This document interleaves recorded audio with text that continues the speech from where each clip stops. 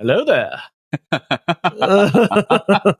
Always a good opening. Always. Yeah. I don't know why I'm in this in a Star Wars prequel mood right now. I guess you could claim Jedi are kind of like the Paladins of Star Wars. Yeah. So then Darth Vader was an Oathbreaker, and that's actually that kind of is spot on. Now that I think about it, Magic Knight, yeah, they follow a creed and faith, and the Oathbreakers are the Sith. They're the ones who break that oath and follow an opposite creed. It's perfect. If you want to play a Star Wars game, you don't even need to play the Star Wars adaptation. Just reflavor Paladins as Jedi. Yeah, from a certain viewpoint, the Jedi are the Oathbreakers. Wouldn't you agree? I don't follow. It's fine. Everything is true from a certain point of view. Sorry, everything. Anyway. What I told you is true from a certain point of view. Quick, Randall, save us from this.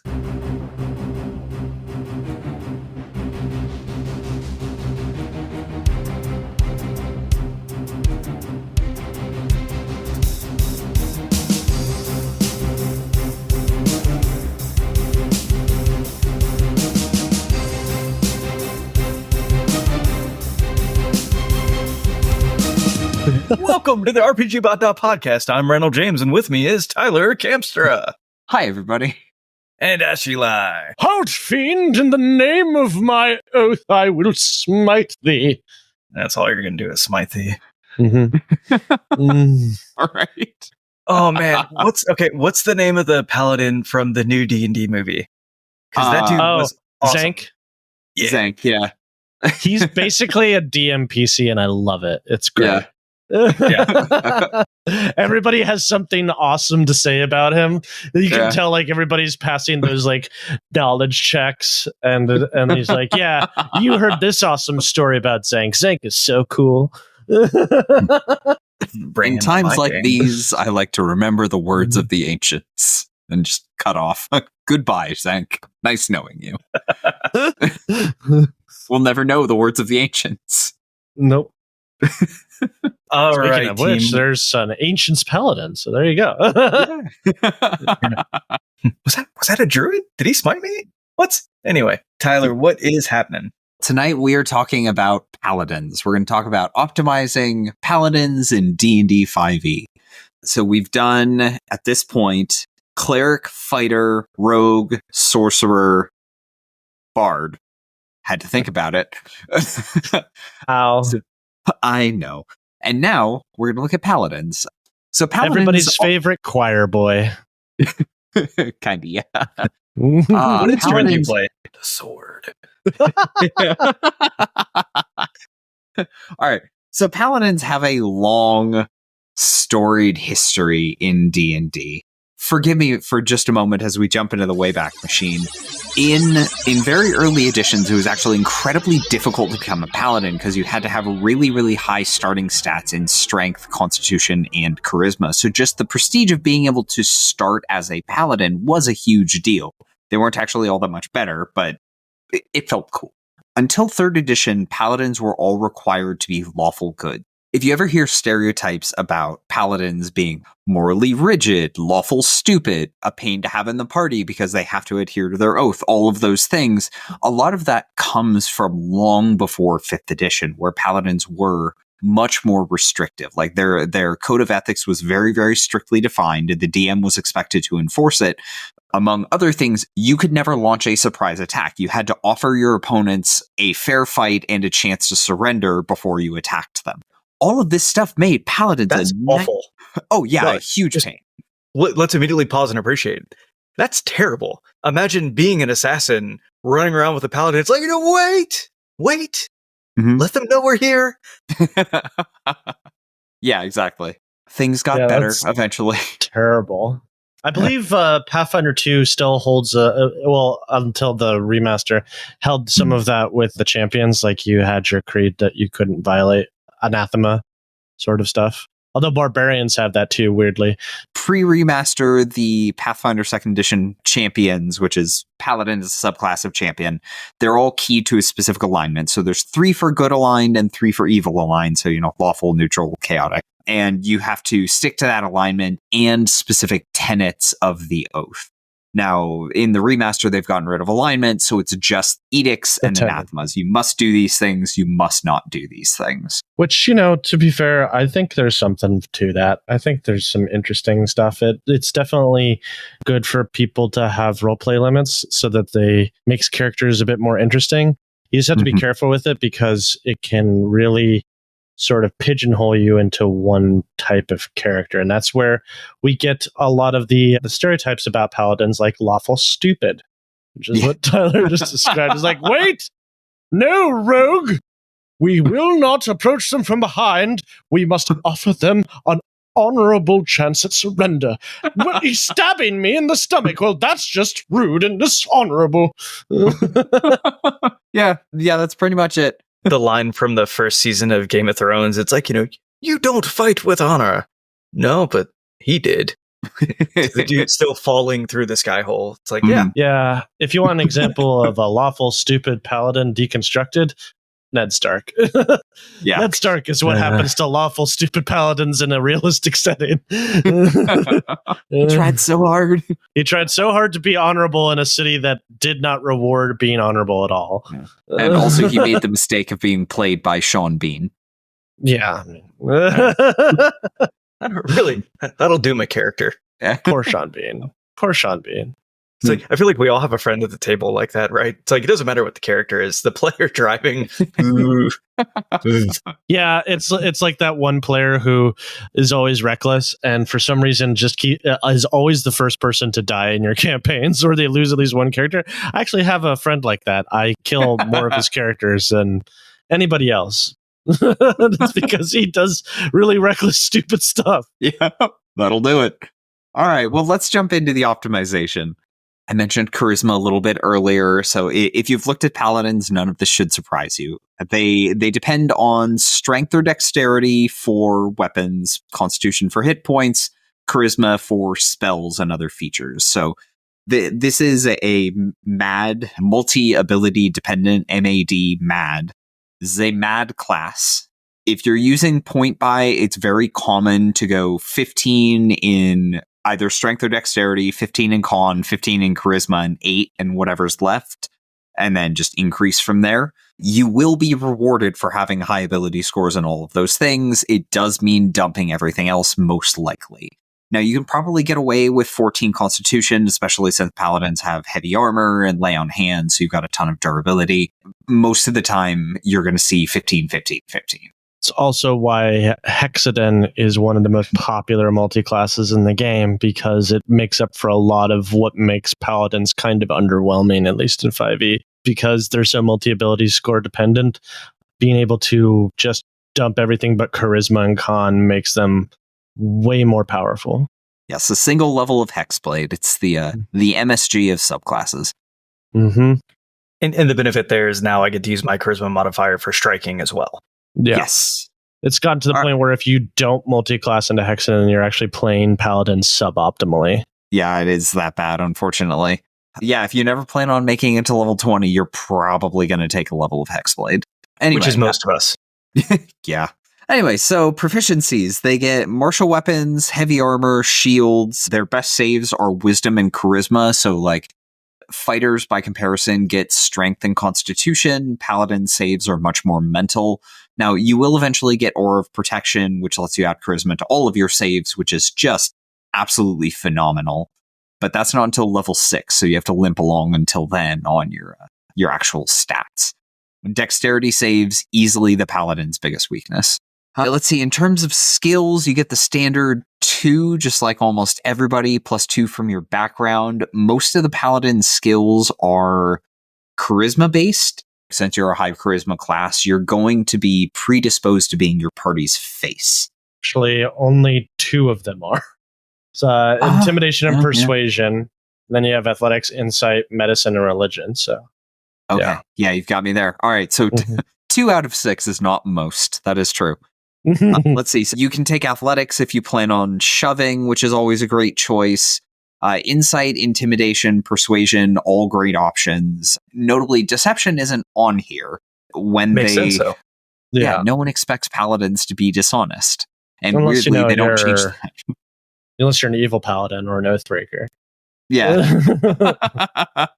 There's this weird word between intimidation and persuasion. Medicine? That doesn't do anything. Yeah, no, that's not. This isn't Pathfinder 2. What are you doing, medicine? Get out of here. Yeah, I think it's actually the Italian. It's a medicin. Medicin. It's a patron thing. Anyway, that's right. So those are the absolute basics. I want to hit on a couple of things before we go any further. Paladins have a ton of buttons to push. Of the martial characters, they are one of the most complicated.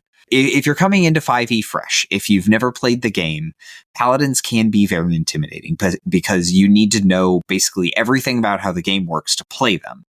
But at the same time, since they have so many of these things, since they touch on so many of these subsystems, you can learn the entire game from one character. Like, if you come in, you play a wizard, you're going to understand how spellcasting works really well. If you come in and you play like a high skill character, like a rogue or a bard, you're going to understand how skills work a lot. You're probably going to interact a lot socially. If you come in as paladin, you are a martial character, so you've got to have combat down. You're going to learn how spellcasting works because you're a spellcaster. You have the skills, so you can do like the social interactions, the role playing, all those things. So like a paladin is a great crash course in how to play the game. And also, they're stupidly difficult to kill, which is great for new players. Yeah, there's a reason why paladins are pretty popular, especially with like veteran players. They are, outside of a few subclasses and niche builds, paladins are the only real Gish class, which for those who aren't in the know, that's like a spellblade, like a person who is just as good in melee as they are with magic, or about equal. Those Gish builds are very popular with veterans and optimizers. You can really specialize and make a really powerful character that is not caught off guard in any situation. You have the versatility of like a spellcaster, and you have the strength of a melee fighter. So, yeah. So back to our features. Level 1, we get a couple of interesting things. So Divine Sense. In previous editions where alignment mattered more, this was Detect Evil, and you could, at will, detect any creature with an evil alignment within a cone. And you could literally like sweep it around, like, who's the worst person in the room? You, smite. And like that was very much how people played paladins. Like, you looked around, you made sure no one in your party was evil, because that was another thing. You weren't allowed to willingly be in a party with an evil character. Although I will say, having a paladin in a party with an evil character, or at least a good aligned paladin with an evil character, does cause conflict anyway. So, yeah. That makes sense, actually. Yeah. So now Divine Sense lets you detect Fae, elementals, undead, and dragons, I believe. It doesn't get used very much. You only get it a few times per day. The range isn't amazing. Celestial Fiend or Undead. Oh, that's right. Yeah. In previous editions, what we would call outsiders and also undead. You know where this ability does get used a lot, though? Curse of Strahd. Domains of Dread.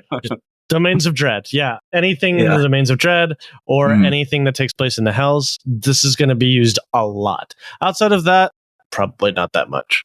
Yeah. Definitely true.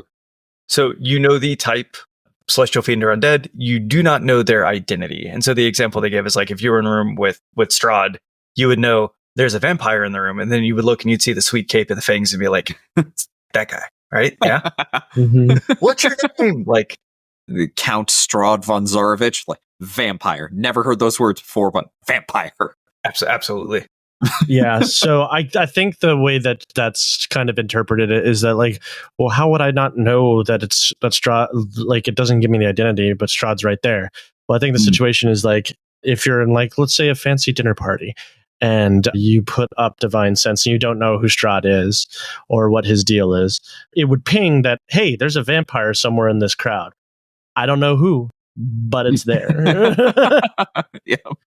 Yeah, well, and to be clear, actually, you know the location of them as well. So as long as, here, actually, let me read this, because let's just get it right. Go for it. Until the end of your next turn, you know the location of any celestial fiend or undead within 60 feet of you that is not behind total cover. You know the type, celestial fiend or undead, of any being whose presence you sense, but not the identity. Within the same radius, you also detect the presence of any place or object that has been consecrated or desecrated. Oh, okay, I gotcha. So basically, like, if you don't know who Strahd is, it won't tell you his name. It'll just be exactly. Like, vampire. Who? Who knows? Exactly. Like, if you're looking for one vampire and you go into a dinner party and there's one vampire, that's wonderful. You go into a dinner party and everybody's vampires, leave. Just because there is something on the menu and it's probably you. Like, this table is barren, but there's all these leather straps anyway. The other thing this isn't doing is you can't like walk into the dining room and know there's a vampire in the kitchen. You actually have to enter the room. Otherwise, these creatures would be behind total cover because there's a wall and walls are great total covers. You do actually have to be able to see some part of the creature in order to leverage divine sense. Also at level 1, we get Lay on Hands. Now, this is going to be a very, very important feature for your entire career. Lay on Hands gives you a pool of healing equal to 5 times your paladin level. And you get that back on a long rest. Anytime you heal someone, you can choose however many points you want to spend. Now, it's an action to use, so ideally you don't want to use it in combat, but this is also one of those abilities where you're restoring a huge amount of hit points all at once, instead of just like, here's 1d8. Great, you're about to be stabbed again. At high levels, you have enough hit points that you can get somebody back up to like half hit points, which is going to keep them in a fight for another round or two. It's more likely to be useful in a fight than most healing options. But at the same time, you may want to reserve a point or two for when allies go down, so you can like, here's one, you're back up, take your turn. I know you're probably going to fall down again, but at least you're not dead. So that's level 1. You got a whole bunch.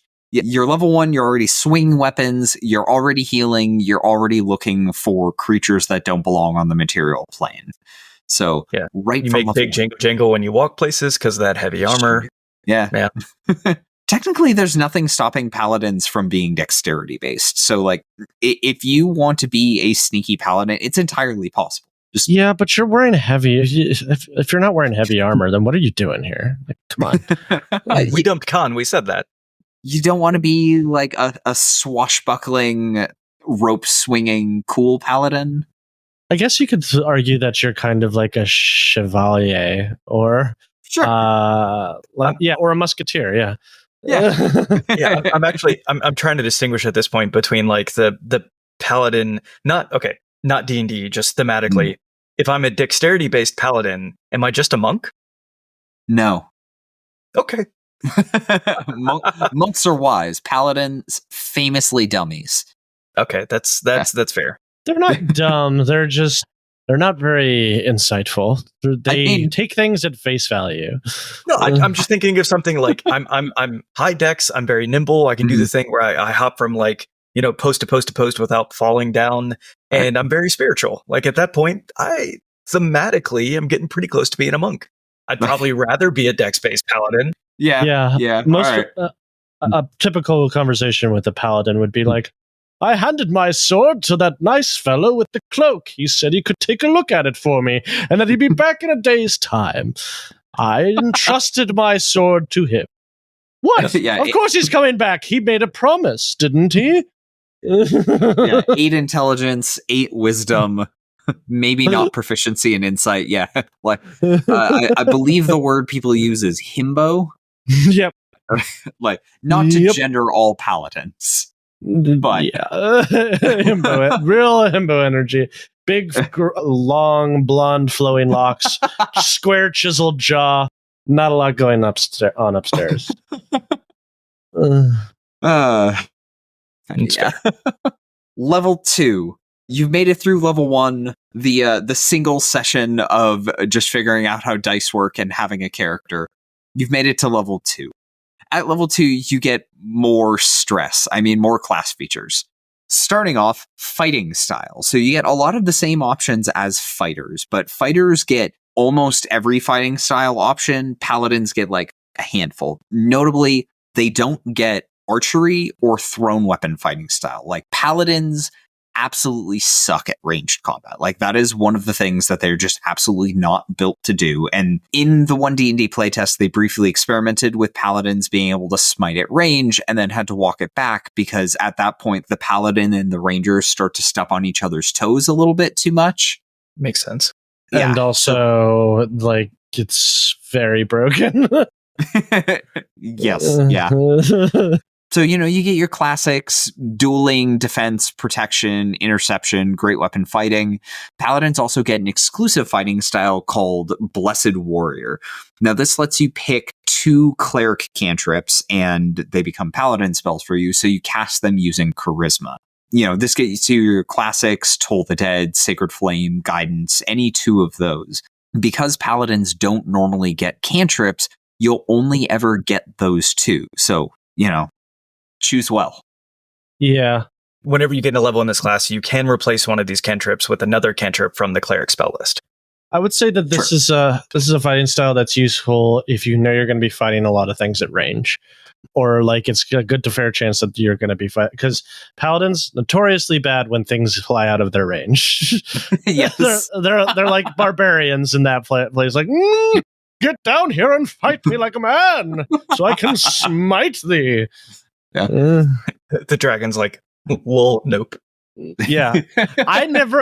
If you're a DM who plays a dragon as fighting them on the ground, you're very nice of a DM. Most dragons, if they're smart, are just going to hang up here and take pot shots at people. Yeah, you swipe down to eat the wizard, and then you fight the rest, just breath weapons at range. Yeah, exactly. No reason to fight them on the ground. Do you know what book is the Blessed Warrior fighting style?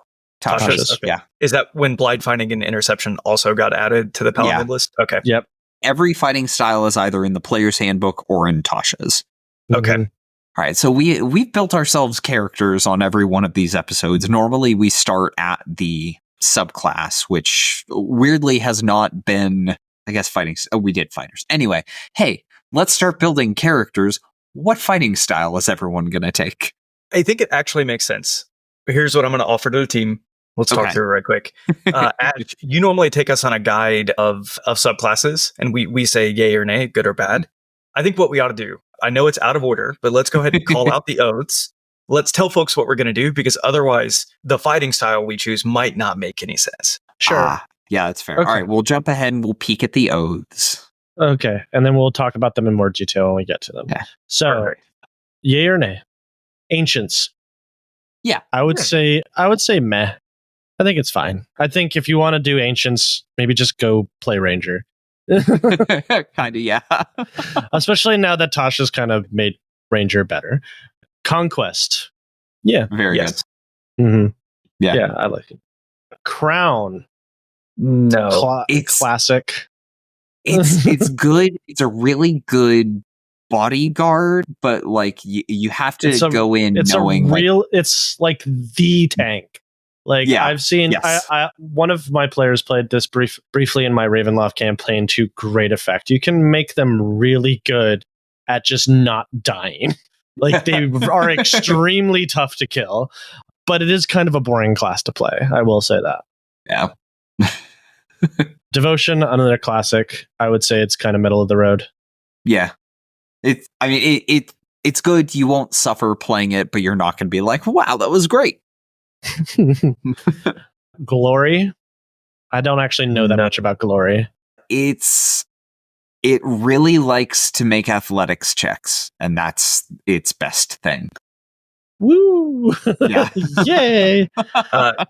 So you get everybody around you, if they start near you, get faster in combat. You know what happens when you give people a speed boost when they start their turn near you? They stop. They get away from you. Yeah. Yeah. Oath of Glory would be really good at competing in the Olympics, and that's probably their best situation. It's the nicest thing you can say about them. Okay. Yeah. Oathbreaker, I would say really good. A lot of fun. Yeah, especially thematically. For the fun thematically, they have a lot of really cool powers, especially if you're going to play in a Ravenloft game where they become very, very good. But we'll get into why later. Redemption. If you have a necromancer in the party, they're just so good. Oh yeah, no, they're really good. Like Oathbreaker and Necromancer wizards together are just like the ultimate team. Like you could play with just those two characters and have a really fun time. Is like, and very big anti-heroes or maybe just villain protagonists, which would be great. I would watch a show where an Oathbreaker, Paladin, and a Necromancer wizard are just fighting things together. I think that would be fun. Redemption. I know this one is controversial because some people love it, some people hate it. I know a lot of DMs think it's really broken. I've only seen it a few times, but yeah. It's very powerful. I would not want it at my table. Yeah, that's what I've heard. Like people put this in the same realm as Peace Clerics or Twilight Clerics and be like, no. Vengeance, also very good, especially if you want to do a ton of damage, I would say. Probably the biggest damage dealers of the Paladin class. You can get as close as you can to a barbarian rage. Like the angriest Paladin. Watchers. Meh? Yeah, I would say meh. Yeah, only in campaigns where their specific capabilities are going to matter. Like they're built to do one thing very, very well, and if you're not doing that one thing, they're extremely disappointing. And what is that one thing? Fighting outsiders. So Planescape. Yeah. Planescape, really good. Avernus, very good. Yeah. Everywhere else, not so great. Prin not gonna have a great time. Yeah. It's like watching the rest of the characters have a lot of fun. Or like if your DM does like a Diablo inspired sort of setting, you're gonna have a great time as a watcher because you're gonna be fighting fiends all the time. It's gonna be great. Yep. And maybe some celestials. So yeah. Cool. So which ones are we going with? Randall? I think I'm gonna go Conquest. Conquest? It's gonna be a great time. Oh, Quasit brought up a good point. So OpenSea, not official, but it is Tal'Dorei. We've mentioned Tal'Dorei ones before, like we talked about Tragedy briefly. Have you taken a look at OpenSea? I think it's hyper specific. It's like, it's if you're going to be, it's specifically like if you're going to be in like a naval campaign, I feel. Yeah, I agree. It's going to be great in a naval campaign. Anywhere else, it's kind of hit or miss. We do have an optimization guide for it on the site, so we'll link that in the show notes. Yeah, it's based off Critical Role fans. It's based purely off of Ford from Campaign 2. That's why they made OpenSea. I'm just imagining a paladin wearing full heavy armor trying to leap from like ship to ship and failing, and then just that's it. Well, I think they get some stuff that makes them really maneuverable in the water, so it kind of balances out. But yeah, like if you're playing in a desert campaign, don't pick OpenSea. What are you doing? Look, it was a sea once. Yeah, that doesn't mean it still is. Unless you even want to go with technicality and be like, oh, it's like an ocean of sand. We're in Dune now. I went and saw Dune 2 today. It was great. I need to see it. Okay, no spoilers. Real quick, what are everybody's tenets? Oh yeah, so Randall, you said which one are we going? Conquest. Yes. Right. So what are your tenets? A paladin who takes this oath has the tenets of conquest seared on the upper arm, so tattoos immediately, and that's exciting. Douse the flame of hope. It is not enough to merely defeat an enemy in battle. Your victory must be so overwhelming that your enemy's will to fight is shattered forever. A blade can end a life. Fear can end an empire. Rule with an iron fist. Once you have conquered, tolerate no dissent. Your word is law. Those who obey it shall be favored. Those who defy it shall be punished as an example to all who might follow. Strength above all. You shall rule until a stronger one arises. Then you must grow mightier and meet the challenge, or fall to your own ruin. So basically an evil paladin. Yeah, kind of, yeah. But yeah. One that has an oath and follows it. It's kind of like a tyrant from Pathfinder 2. A great example given, Hell Knights. Hell Knights would be considered conquest paladins. Yeah. If you like Hell Knights, Matt Covell released a custom class called Illrigger, which is basically like an evil paladin, and it's really, really good. Check it out. Oh my gosh. Yeah. Ash, how about Tyler. you? Okay. I'm an Oathbreaker. I don't have Cool. tenets. Cheater. That's kind of my whole point, is an Oathbreaker is a paladin who breaks his or her sacred oaths to pursue some dark ambition or serve an evil power. Whatever light burned in a paladin's heart has been extinguished, only darkness remains. Now that's how it is in 5e. I do actually kind of like how Baldur's Gate does it, which is that it is a neutral power, but you can use it to serve either evil or good. It just fundamentally comes from a paladin breaking their oath. So if you like the idea of playing into the tenets, most people kind of ignore them. But that is a way that you could approach it, being like, anybody who breaks their oath too much, you're going to become an Oathbreaker. Doesn't mean that you have to be evil, just means that you're getting Oathbreaker powers instead. Yeah, so like in my case, like if I one day was like, what if strength wasn't everything, and then all of a sudden like the tattoo falls off my arm and boom, I'm an Oathbreaker. Yeah, kind of. Yeah. I'm not a huge fan of classes that pigeonhole you into an alignment, which is why if you're gonna play an Oathbreaker, you don't have to be evil. I don't think that makes a lot of sense. Anyway, Tyler, what about Just you? Disillusion. I'm going for Oath of Redemption because I'm going to cause a problem. So my tenets are peace. Violence is a weapon of last resort. Innocence. All people begin life in an innocent state, and it is their environment or the influence of dark forces that drive them to be evil. Patience. Change takes time. Wisdom. Your heart and mind must stay clear, for eventually you will be forced to admit defeat. I'm going to read the rest of this one. While every creature can be redeemed, some are so far along the path of evil that you have no choice but to end their lives for the greater good. Any such action must be carefully weighed and the consequences fully understood. But once you have made the decision, follow through with it, knowing your path is just. So I have to assume good intent, be patient with other creatures trying to be better, and only use violence as a last resort, which in a game which is fundamentally about kicking in doors, killing monsters, and taking their shoes, it is very difficult to be a pacifist. On the flip side, which is why Redemption Paladin is so controversial.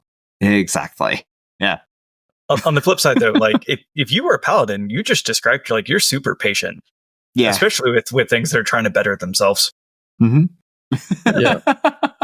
I would say this is a little bit of a tangent, but if you're going to play a Redemption Paladin, that's a conversation you need to have at session 0, because it definitely forces a style of play that not everybody will be comfortable with. Because Redemption Paladin is very much focused on avoiding fights, shutting down fights before they even happen, and in that case, it's going to be more of a role play heavy game. So if everybody's on board with that, great. But don't force that style of play on people who are expecting to do some dungeoning, because it's not fun for your DM and it's not fun for your fellow players because they want to kill things and you don't let them. So as a Redemption Paladin, like mechanically is one thing, but thematically, would you be opposed to, let's say we go into a jungle and we're fighting a bunch of like beasts and monstrosities? You'd be all about killing them, right? Probably not. No. I mean, because violence is violence the last resort always, or just amongst intelligent creatures? Always. Well, I mean, it's always, because the thing is that even beasts, like it's like a person, they're a living creature and they deserve to be treated with respect. So a paladin would probably tell you, let's try to knock it out or go or find another way around. The one exception I would say is probably like undead, like non-sapient undead, because they're classified as evil and you can't reason with them. So a paladin would be okay with that. So if you're playing a Redemption Paladin, you want combat, just throw them into like a Tomb of Horrors situation. I think that makes a lot of sense. Yeah. So let's jump back to level 2, fighting styles. What is everyone going for? I think I'm going to go defense. Okay. And solid choice.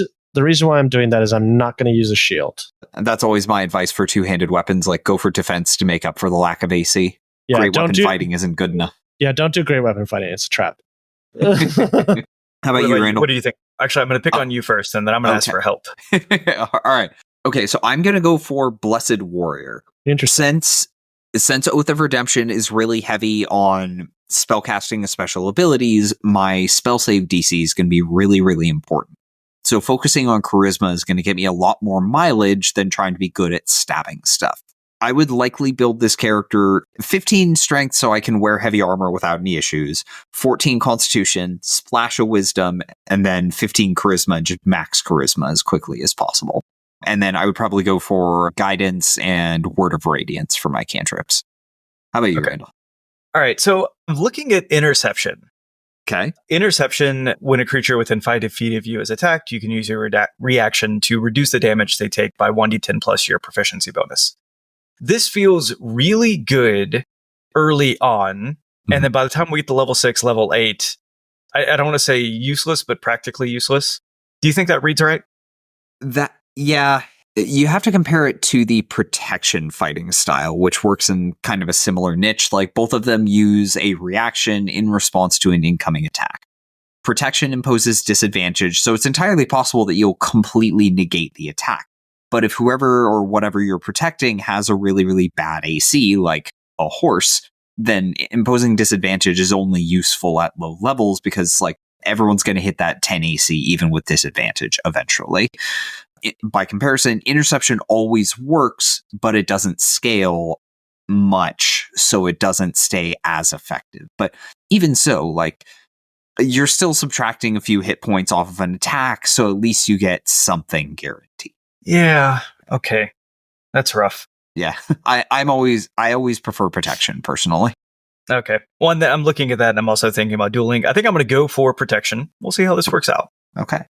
I will say a feature that I gave one of my players that I think would be not too powerful of a fighting style, but I want your guys' opinion, which is I called it interposing charge, which is when a creature takes damage within a certain or is target of an attack within a certain amount of feet of you, you move to them and redirect the attack onto yourself instead of them. That is really powerful. Like Oath of the Crown. The Oath of the Crown can, as a reaction, take the damage from an attack for somebody else, and that's like a level 7 feature, I think, and they don't get to move. So, like, yeah, that's really good. I would love to have that on a character. That was an epic level boon. That wasn't like a fighting style I let people do. I'm thinking maybe it's just within 5 feet and you don't get to move as a fighting style, which is still really good, but I don't think it's like game breaking. I would play with it. That could work really well. Yeah. Yeah.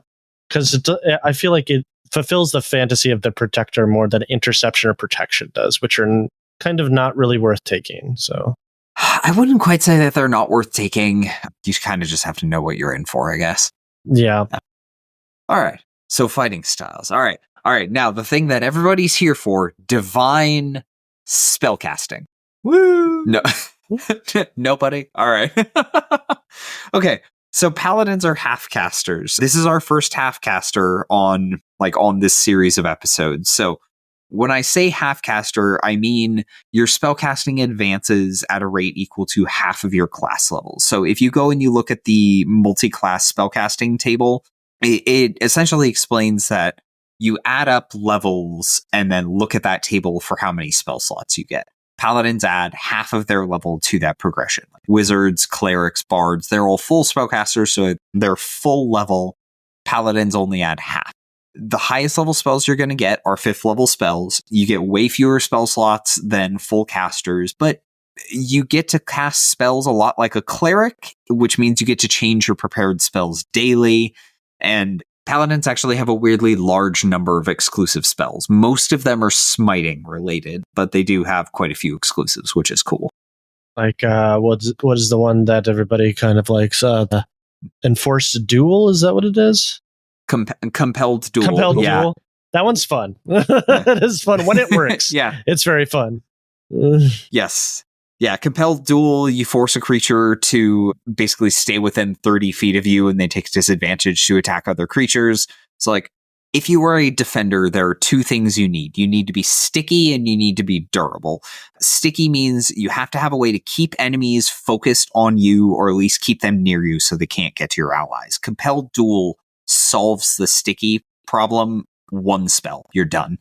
Now, a lot of paladins aren't going to have charisma above like 16, so your save DC won't be amazing most of the time, but especially at low levels when save bonuses are pretty small, most creatures only have like 1 saving throw proficiency, compelled duel is going to be pretty reliable. Unless you're a Hexadin, in which case this is just a no-brainer. It's going to be really good. Yeah. Yeah. So we also get Divine Smite at this level, which is arguably the Paladin's most iconic feature. Yeah. Yeah. People play Paladins because they want to smite. It feels good. You add radiant damage in exchange for a spell slot. Now, notably, it is magical, but it is not a spell. Divine Smite is not a spell, which means like it doesn't interfere with concentration. It doesn't care if you cast other spells during the same turn, any of that. It can't be counterspell this, you counterspell. filthy casual. Yeah, exactly. Now, that said, there are also smite spells. My favorite level 1 smite spell is Wrathful Smite. You hit the creature, they make a save. If they fail, they're frightened of you for the duration of the spell. And weirdly, on Wrathful Smite, they have to make a wisdom check to end the frightened effect. So like the math is very much in your favor there. It's a weird spell, but these smite spells will typically do less damage than just straight divine smite, but they add a rider effect, which can be really, really effective. It is very common for paladins to walk in, start a fight, cast a smite spell, hit something, have both the attack damage, the smite spell, and then use divine smite on top of that and just drop a mountain of damage in one attack. Like that burstiness is one of the most appealing parts of playing in a paladin. Yeah, and like with rogues, when you crit, it's like Christmas come early. Yes. Or Critmas, if you will. Oh, very important to note. So you decide to use Divine Smite after you know the results of the attack. You're choosing to use Divine Smite after you have hit, which means you can reserve Divine Smite for when you score a crit.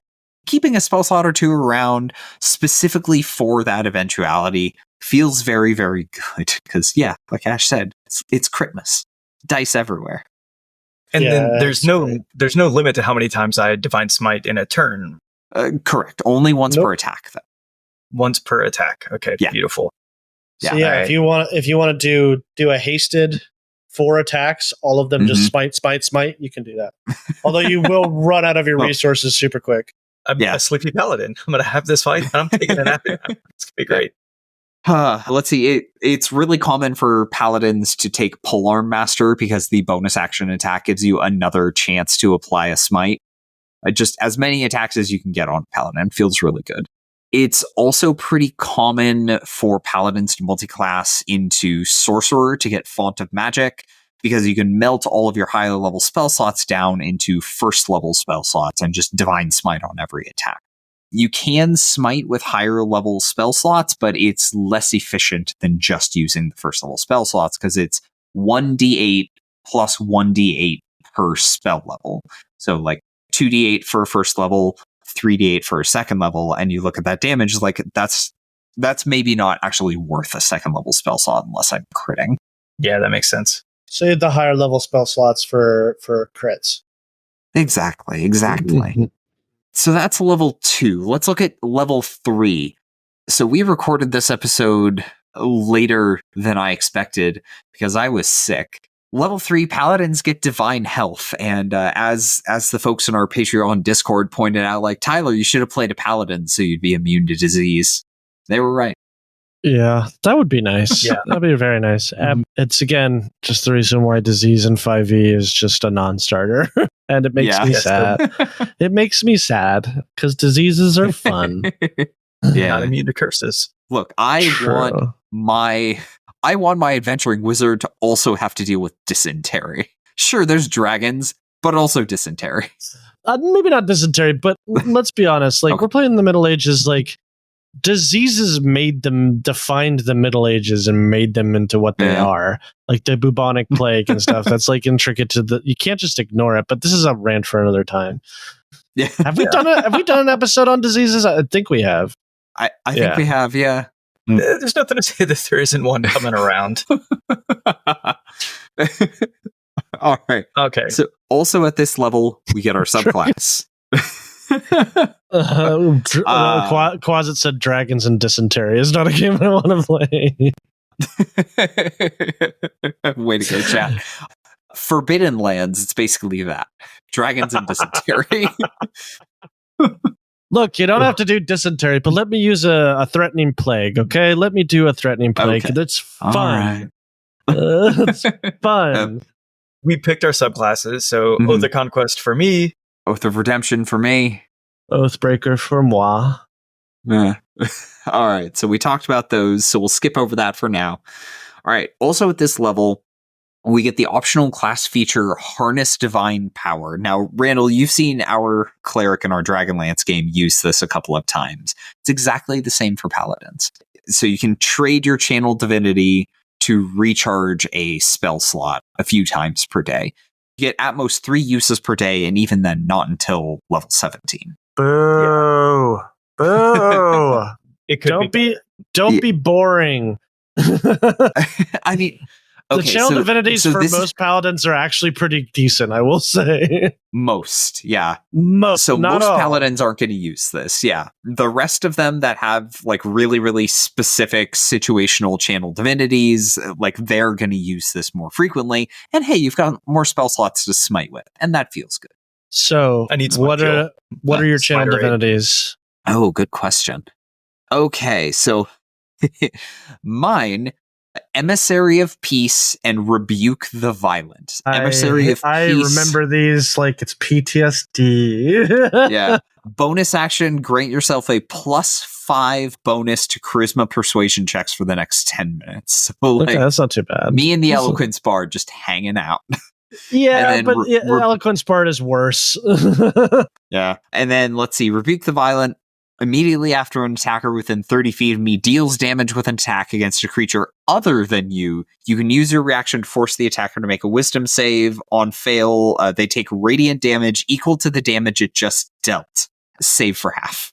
That Yeah. is rough. So if a dragon breathes on you, you can redirect it at the dragon. It does have, That's it has to be an brutal. attack. Okay. All right. But still, like somebody crits your friend. It's like, Or- how about you also? Do you know what's also technically an attack? A disintegrate spell. Disintegrate's a dex save, isn't it? Oh, you're right. My mistake. Yeah. There's It used to be an there's- attack in previous There's editions. there's some that are attack spells, but there's some Yeah. brutal attack spells that you can redirect. And so the distinction here, though, is like it doesn't matter what kind of attack, a melee attack, Mhm. a spell attack, a ranged attack. As long as Yeah. it's an attack, we can use this. And it's like, you take Yeah. it too. Write that down. Yeah, Okay. it's brutal. Yep. Yeah. Oh God, Quasit suggested multi-class into Eloquence Bard and Redemption Paladin. If you're doing that, get away from my table, please. Bye. Bye. I Okay. think that would be the highest charisma persuasion modifier you could possibly get. High level eloquence bard, 3 levels of redemption paladin. God, I hate it already. Yeah. All right. All right. Randall, what'd you get? Okay, so Conquering Presence and Guided Strike. Conquering Presence, you can use your channel divinity to exude a terrifying presence. As an action, you force each creature of your choice that you can see within 30 feet of you to make a wisdom saving throw. On a failed save, a creature becomes frightened of you for 1 minute. The frightened creature can repeat the saving throw at the end of each of its turns, ending the effect on success. So basically, boom, frightening aura, get away from me, and we're going to have a good time. Guided Strike, you can use your channel divinity to strike with supernatural accuracy when you make an attack roll. You can use your channel divinity to gain +10 bonus to the roll. You make this choice after you see the roll, but before the DM says whether the attack hits or misses. So it's kind of like War Domain Cleric's Divine Channel Divinity. Yeah, exactly. Yeah, I really like that fear effect. That is great crowd control. Like fear is disadvantage on ability checks and attack rolls, and you can't move closer to the source of your fear. So just like enemies are over there, buddies are behind me, all of the enemies are frightened. They're not going to come any closer, so we can just like pew pew pew pew, knock them down. It's real good. Could you? It's gonna be great. Yeah. How about you, Ash? I get Dreadful Aspect, which, hey, Randall, we have kind of the same thing, which is that each creature within 30 feet of me must make a wisdom saving throw. If it can see me on a failed save, the target is frightened of the paladin for 1 minute, but it can't remake the save. It can only try to attempt the save when it's 30 feet or more away from me. Ooh, That's that's pretty- nice. That's pretty Yeah. brutal, yeah. That's a little better. Yeah. It's a lot better, honestly. There's a If reason you can why. corner them so they can't get past you or around you, like, yeah, they're toast. Yeah. The other one, and the reason why I love Oathbreakers so much, is Control Undead. As an action, the paladin targets one undead creature he or she can see within 30 feet of him. The target must make a wisdom saving throw, and a failed save, the target must obey the paladin's commands for the next 24 hours, or until the paladin uses this channel divinity option again. An undead whose challenge rating is equal to or greater than the paladin's level is immune to this effect. It's just great. Like, if you're in a Ravenloft game, it's like, oh, vampire spawn. You work for me now. Yeah, it's pretty good. Strahd who? No, I'm your master now. Also, we get free spells. What's everybody get at 3rd level? Oh, that's right. Yep. I get Sanctuary and Sleep. Oh, brutal. Sleep's fun, especially at low levels, right? Sanctuaries is good too, but it's all about avoiding combat. That's all Redemption Paladins are. It's really about just avoiding combat. Armor of Agathis and Command. Armor of Both Agathis very is good. so good. Yeah. Very good. I get Hellish Rebuke and Inflict Wounds. Not great on a paladin, but not bad. So yeah. I mean, Hellish Rebuke works at range, which is pretty nice since paladins have such poor ranged option. I don't see myself ever really using Inflict Wounds on Oathbreaker Paladin because I will do way more damage with my melee attacks and smites. So yeah, yeah. For the same spell slot, you could be dealing like with a longsword and divine smite 3d8 plus whatever, and that's going to at least match Inflict Wounds. Yeah. So that's level 3. Let's look at level 4. So we get an ability score increase or feat, and much like the fighter, we get the martial versatility optional class feature. So if we have decided that we no longer like our fighting style, we can retrain every time we get an ability score increase. Nice. So okay, level 4. What's everybody taking? What are you taking, Tyler? Let's see. So I think I'm gonna go for a half feat because I figure like. I started with 15 charisma plus 2 from my race, so I'll go for a half feat, something that'll give me plus 1 charisma. I think it could be fun to go for Shadow Touched on this one. I get invisibility and a 1st level spell from like a specific list of schools. So I would probably go for something like Bane, like a debuff or something like that I could throw on enemies and just make them bad at fighting. Feels thematically appropriate and appropriately annoying. I'm following the advice from earlier. I'm going Polearm Master. There you go. I'm gonna get me some bonus smites. It's gonna be great. All right, now are you going sword and board or are you going for a 2-handed polearm? Okay, now here's where I may need to immediately leverage trading in my fighting style protection. Actually, are any of these polearms considered great weapons? Anything that's 2-handed. Okay, all right. Yeah. We're going to great weapon fighting, and I am gonna pick a weapon. Pike, glaive, halberd. We're gonna go halberd. It's gonna be one. All right. Okay. There you go. And yeah, now you get that bonus action extra attack. You get to make an attack of opportunity, an opportunity attack when enemies move into your reach, which is pretty cool. Polearm Master is a really good feat. Can I smite on that opportunity? You sure can. Attack? It's gonna be great. I'm gonna have no spell slot left. Exactly. Ash, you look excited. I am, because I just found something that is going to be very fun. So it does depend on how lenient my DM is with me, because oh crap, I didn't realize this. No. Oh no. Okay, yes, I can take that as part of my background. Okay, so if my DM allows me, and Quasic can attest to this because I let them do this when I wasn't really thinking about it, take a background and a feat from the Dragon Queen campaign. Oh, one of the Dragonlance backgrounds where you get a free feat at first level. Yeah, the Squire of Solamnia. I don't really care about the Squire of Solamnia, whatever, but it does allow me to get Knight of the Crown, which allows me to get a +1 to my strength. And as a bonus action, I can command an ally to immediately make a weapon attack as a reaction. If the attack hits, the ally can roll a d8 and add the number rolled to a bonus as a bonus to the attack's damage roll. And I can do this a number of times equal to my proficiency bonus. The reason why I want to take this is, it's an ally, is an undead that I control. Very good. Yeah. Yeah. Yeah. Okay, that's good. Mm-hmm. Yeah, we haven't talked about those backgrounds on the show. All right, just super quick aside. Starting with Dragonlance, we started getting backgrounds in 5e that grant a feat at first level. Actually, I guess it wasn't Dragonlance. It was Strixhaven where we first saw it. It was very controversial at first. Yeah. It was clear power creep, but it's become like that is just how backgrounds work now in any new material. And in the 2024 rules, that is how backgrounds will work. They will come with a feat. Yeah, it's an ask for sure. So if my DM is not going to be willing to let me do that, then I'd probably take something like Athlete to get that +1, because I don't want to do a +2 to strength if I have a 15, because then that gets me to an odd number, and that's just not worth it when I can take a Athlete. Yeah. Or I might just do +1 to strength and +1 to charisma. So. Okay. Well, don't forget you also have your racial ability modifiers at level 1. Oh yeah, that's true. But it would be at +2 +1, so then it would be a 17 strength. I would put or that you could in do 3 as + 16. 1s. Yeah, I don't want to do that. I know. Yeah, no. We're not going jack of all trades. We're going specialist here. So I would probably put the 2 into the strength to get 17, and I'd put a 1 in the charisma to get 16. So then, that would bump my strength up to 18. So yeah, that's what I'm going to do. Perfectly normal for paladins. Yeah. Mm-hmm. Okay, so that's level 4. That brings us to the end of tier 1. We're smiting. We're stomping around in heavy armor. I am asking people to stop stabbing each other. And I'm ignoring you. That feels right. No, stop, don't. Violence isn't the answer. Sorry, what was that? I was busy removing this man's spine. Okay, violence is an answer. It's not the right answer. What's that? I can't hear you over me controlling this undead.